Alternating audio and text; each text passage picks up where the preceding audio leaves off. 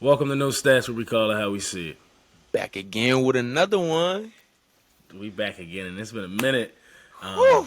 since we posted a video. Peach said we had to fire all the No Stats staff and refresh everybody, but we back. Um, so as always, make sure y'all like, share, subscribe, send it to a friend, ring that bell so y'all can stay up to date with all these videos that me and Peach gonna continue to drop. NFL team previews, still getting through. We're about halfway done. Uh, Olympic basketball has started. NBA is right around the corner. College football is right around the corner. College basketball is right around the corner. So we're about to be flooding y'all. So make sure y'all like, share, do y'all things, ring that bell, and me and Peach gonna keep doing ours. Love is love, baby. Love is love. Watch the handle, it takes skill. We gotta run it back. We in the field, and you said it Jason Jack. You in your field, we looking for the facts. Let's keep it real, yeah, we talking no stats. Yeah, we talking no stats. Yeah, we talking no stats.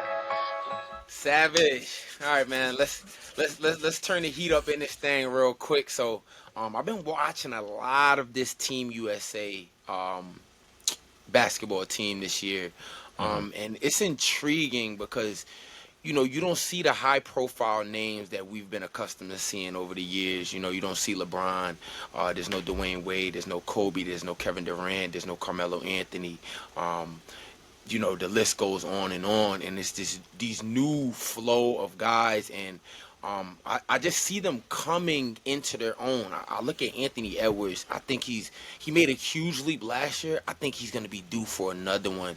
I'm thinking MVP conversation this year just by the way he's looking, and you see how USA basketball elevates the game of these players.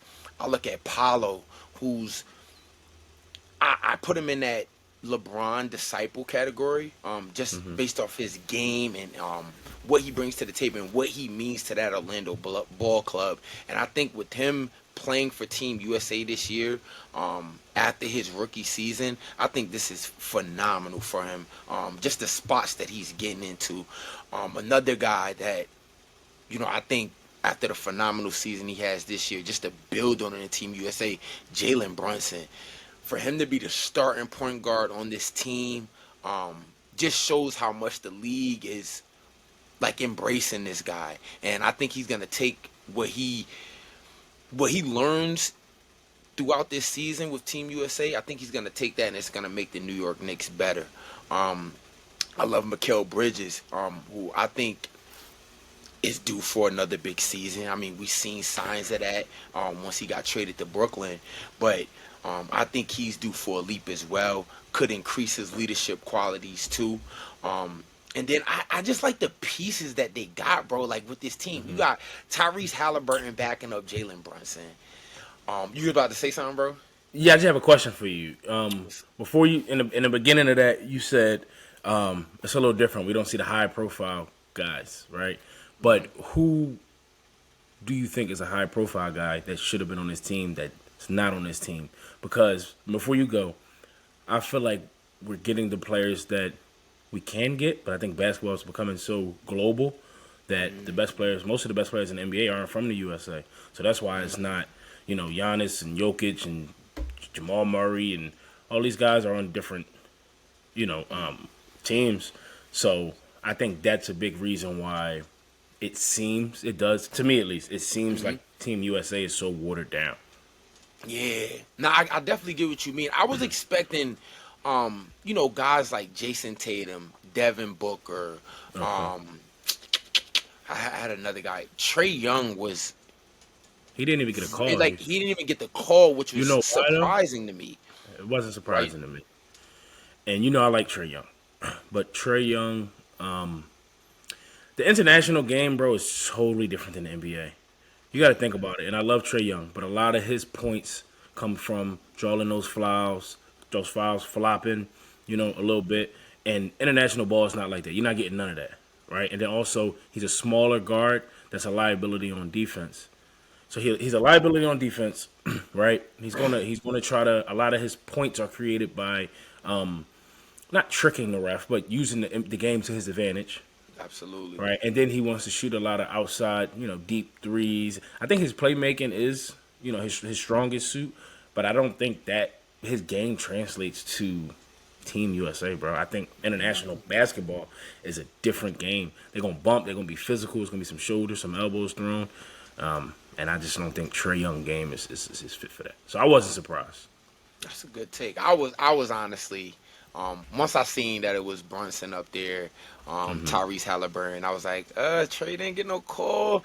And it just, I feel like Trey has had moments throughout his NBA career already that kind of like was like, damn, like this dude hit this shot. Oh, this dude won this series. He did this in the Garden. Oh, he took Boston to 6 games. He does some head turner stuff, but I definitely agree with you with the international game and how the things, just the adjustment to it and stuff. So, it's wild. But like I was saying in the beginning, they got Tyrese Halliburton backing them up, backing up Jalen Brunson, and then you got guys like Austin Reaves, who just got paid, who's still playing basketball, who I think now is gonna. I'm not gonna necessarily say he's gonna have a bigger role because the Lakers did get better. They did sign pieces, but I think they're gonna be looking more for Austin to continue to make plays, to make a little bit more of a leap. And then I like the Bobby Portis addition. I didn't even know he was on the team. I didn't know that. Yeah, like, you know what I'm saying? I like because he's like, and shout out to my man Jamie Calloway too, who was just playing. My man Manny, he was just in Vegas probably like 3 weeks ago. He was playing Bobby Portis 1-on-1. And the video kind of went viral on Swiss Culture's page and stuff. And he was giving them work. That's dope. But That's dope. shout out to both of them, though, man.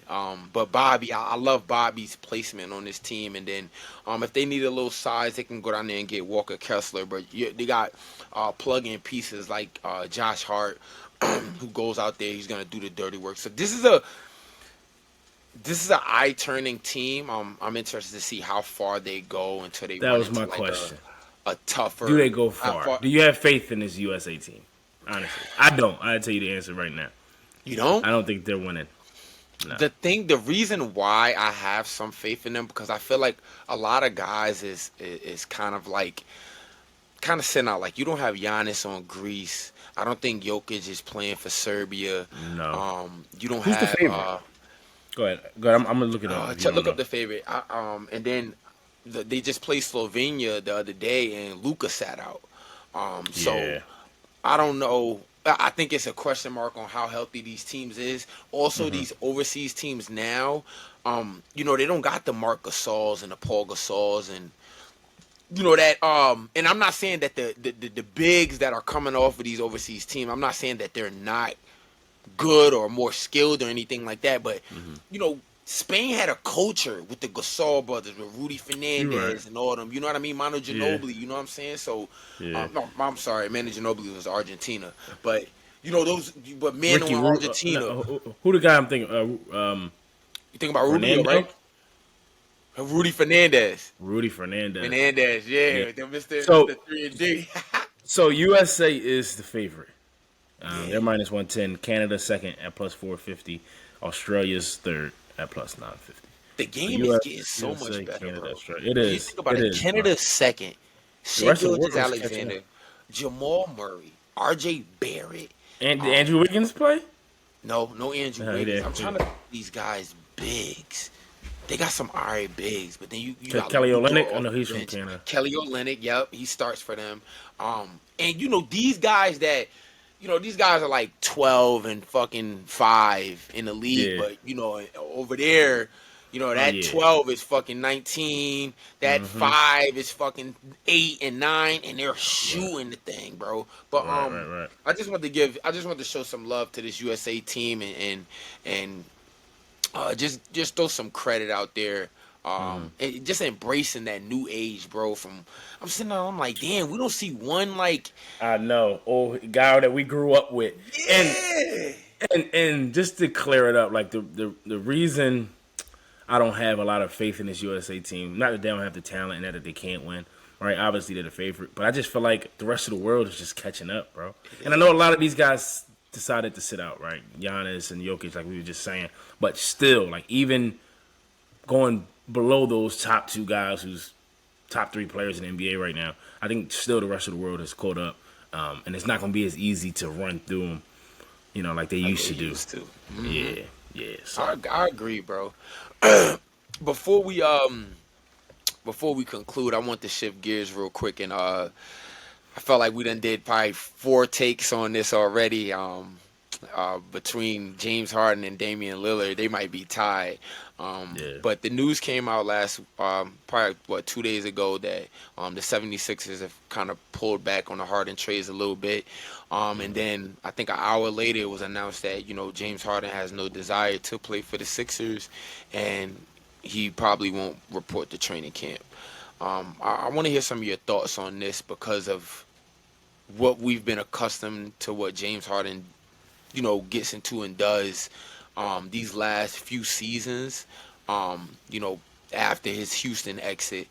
So what are your thoughts on this situation? And if you was the 76ers, what would you do? And I want details.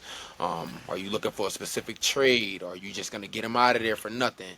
But let me hear something, bro. So I think the Sixers played their cards wrong. I don't know why they stopped engaging in trade talks, but once you do that, and then James Harden comes out and says, "I'm not reporting to camp. I don't want to be here," you start to lose your power in a situation and in trade talks and how much you can get, because the other teams are going to sit back and go, "All right, well, he doesn't want to be there anyway." Eventually, you either have a disgruntled player on your team who doesn't want to be there, and you got to deal with that all season, or you trade him, and I'm not giving you what I was going to give you before, because now I know you need to trade leverage him. is gone. Yeah, the leverage is switched. So I don't know why the Sixers did that, but on the other end, I don't know why Harden wants out so bad. I don't know what situation. Saying, bro. Yeah, I don't know what situation he's looking for that he feels is a better fit. I think he probably just want the bread, and he probably just want to put the numbers up. Because if you want to win, can he put the fucking numbers up? I know. Like, On a consistent basis, he can. Here and there, we saw that in the playoffs when the Sixers needed him against Boston. But can you do it consistently? Where are you going to go where you can win? Phoenix don't want you. You're not going to the Lakers. You're not going to Golden State. You're not going to Boston. You're not going to Milwaukee. You're not going I think to Denver. this is your, you're not going to Denver, exactly. So this is your best place to win when you're trying to get out. I don't know. It's confusing to me. If I'm the Sixers, I'm trying to trade them right now. Just try to get the best I can. They made the first move, and it was a dumb move. So now the cards are in James Harden's hands, and more teams might reach out now knowing that the prices went down. Wow. Yeah. I just, like you said, bro, like I don't get where else you can go. I don't get what else you need. I would think, if I'm Harden and I don't think we have enough, I'm going to the front office like, hey, like, what can we do to make this team better? But come on, man, you got the reigning MVP in Joel Embiid, who's coming off a phenomenal season. Slacked off a little bit in the playoffs as usually, and has to do a better job, I think, of staying conditioned and staying on top of his health. But than that, he's out of this world. And then you got an up and coming star in Tyrese Maxey back there. You know how we feel about Tobias Harris. He's the richest man on the planet. But, maybe, Dangle, he has a big contract, so maybe you can, put him up there, package him with maybe like a pick, one of your bench guys, and go out and get a piece. But other than that, man, I like the, if you keep this team intact and you still got Tobias, you still got PJ, you get the McDaniel brother back, you still got George Niang. Well, did Niang leave? Where'd he go? Niang left. He went to Cleveland. That was a phenomenal pickup. And for those that don't know, Seth just had dinner with George Niang the other day. He didn't want to say anything. I did not have dinner with George Niang. My wife, I took my wife out for a birthday dinner to a really nice restaurant, and George Niang was having dinner next to us. Looks like with his girlfriend or something like that. So I didn't bother him. But my wife, she noticed him. She was like, "Is that Niang from the Sixers?" I'm like, "Oh, wow, that's a good moment, man. Shout out George Niang, man." But I think that's some shooting that they lost. I think they have to do something with this bench. The Sixers, I'm trying to see what Harden sees, because it doesn't look too. I mean, it don't look too intriguing Nah. Once you get outside of that starting five, like I think they signed like Montrezl Harrell. I mean, you go out and you get Patrick Beverly, who we know what he's gonna bring to the table already. Right. At this point in his career, but does that really get you over the hump? And I'm a bad fan. And then you go get Mo Bamba, but how are you gonna really utilize Yeah. him? Because you already got Embiid, so he's only gonna be looking at 14, 15 a game. Do you try them together? So, um, Harden, I can say partially, I feel you, man, but the track record, bro, like the track Yeah. record is just Yeah. I don't know if he.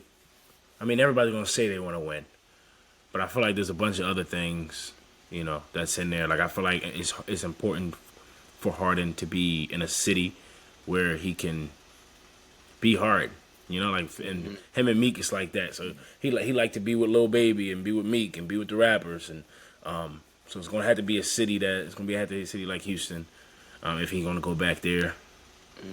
I don't see him going to Oklahoma City again or somewhere where it's not popping per se. I think Harden just want to enjoy hoop, be him, and there's nothing wrong with that. Like rock out. But not. if you want to win, I think you're in the best situation that you can do that at. But I don't think he. yeah. I don't. I want to see how he would get back to Houston with them signing Fred VanVleet and having all these up and coming stars. I think that kind of resets you. Because Harden's a ball stopper. He's gonna have the ball in his hands and stuff. I mean, of course, as a Houston fan base, your ticket sales are gonna skyrocket with getting him back. So much he did for Houston. But yeah, bro. So before we wrap up, if you had to name one team, you could see that would take interest in trading for James Harden, who would it be?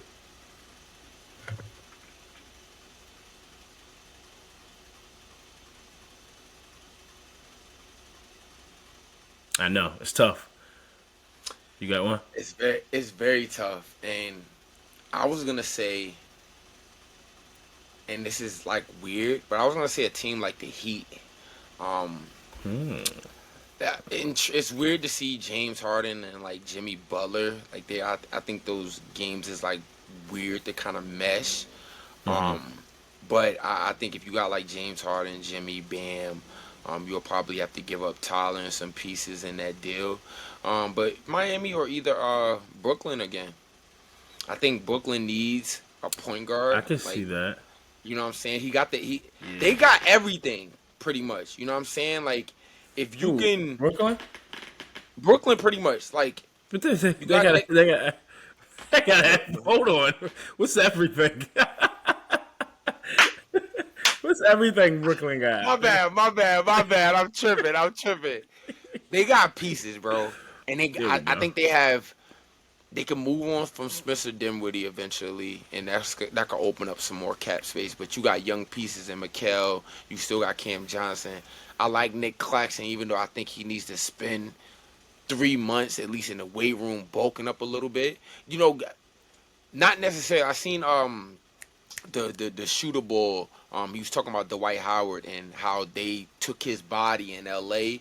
Dwight Howard was like built on athleticism in Orlando, but you seen in them Houston days, in that Hornet stint, the Hawk stint, he had picked up like some weight, and it wasn't like the best weight. So the shooter was like, stop all the weights, let's get some bands and shit. And if you go and look at Dwight's body in L.A., like he looks different. Yeah. It's a difference. And I think that's what Nick Claxton needs to do. I think he needs to bulk up a little bit more so when he's banging with guys like Nikola Jokic and banging with Embiid and down there with Giannis, he could kind of hold his own, not get in foul trouble and shit like that. So Right. But yeah, man, the Harden saga continues. It does. And Peaches try to hype the Nets up. They'll be out of the playoffs. Nets won't be in the playoffs next year. They couldn't get one game from me. Drop in the comments too, where you guys would like to see James Harden at, and what's your thoughts on this situation.